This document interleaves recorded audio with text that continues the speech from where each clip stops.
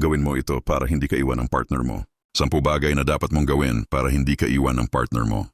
Takot ka bang maiwan? Yung tipong okay naman kayo, pero minsan napapaisip ka, paano kung bigla siyang magbago? Paano kung magsawa siya? Paano kung may mas makilala siyang iba? Ang totoo, walang relasyon ang perpekto, pero may mga bagay na kaya mong gawin para patatagin ito araw-araw. Hindi ito tungkol sa pagiging perpekto, hindi ito tungkol sa pagpipilit. Ito ay tungkol sa pagiging taong mahirap bitawan. Sa video na ito, pag-uusapan natin ang 10 bagay na dapat mong gawin para hindi ka basta iwan ng partner mo. At tandaan, ang goal ay hindi kontrolin ng isang tao, kundi bumuo ng relasyon na parehong gustong panghawakan. Simulan na natin. Una, matutong makinig, hindi lang sumagot. Maraming relasyon ang nasisira hindi dahil sa kakulangan ng pagmamahal, kundi sa kakulangan ng pakikinig. Kapag nagsasalita ang partner mo, huwag mo agad isipin ang isasagot. Makinig ka para maintindihan, hindi para makipagtalo. Minsan, ang pinakaromantikong bagay na magagawa mo ay ang sabihing, naiintindihan kita. 2, huwag mong gawing trabaho ang relasyon. Ang relasyon ay hindi dapat parang obligasyon. Hindi ito checklist. Hindi ito responsibilidad lang. Dapat may saya. Maghanap kayo ng paraan para tumawa. Magkwentuhan. Mag-enjoy sa simpleng bagay. Dahil kapag masaya ang samahan, mas mahirap itong iwan. 3, ipakita ng appreciation kahit sa maliit na bagay. Alam mo ba kung bakit minsan nanlalamig ang isang tao? Dahil pakiramdam nila, normal na lang lahat ng ginagawa nila. Matutong magsabi ng, salamat. Na-appreciate kita. Hindi kailangan ng grande. Ang maliliit na salita, malaki ang epekto. Dapat din bigyan ng personal space.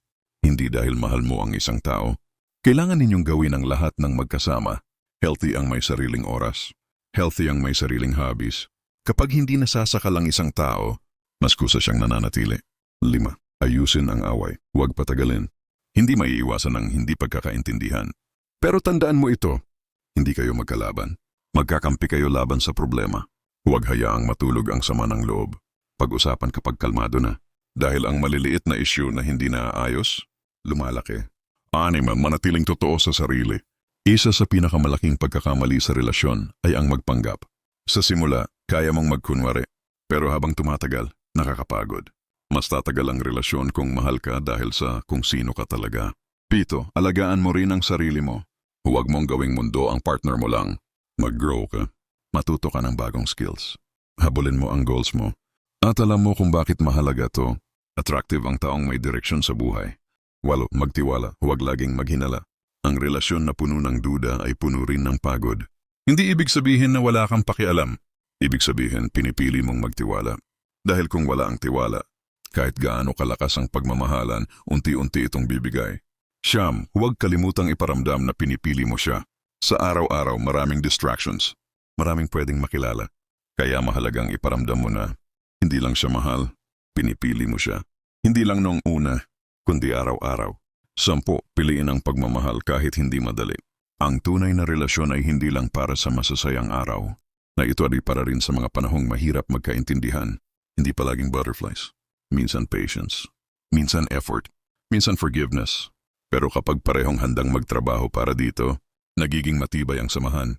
Kung may isang bagay kang tatandaan, ito yon. Hindi mo mapipilit ang isang tao na manatili, pero kaya mong maging dahilan kung bakit gugustuhin niya. Ang matatag na relasyon ay hindi nabubuo sa isang malaking effort. Nabubuo ito sa maliliit na bagay na ginagawa araw-araw.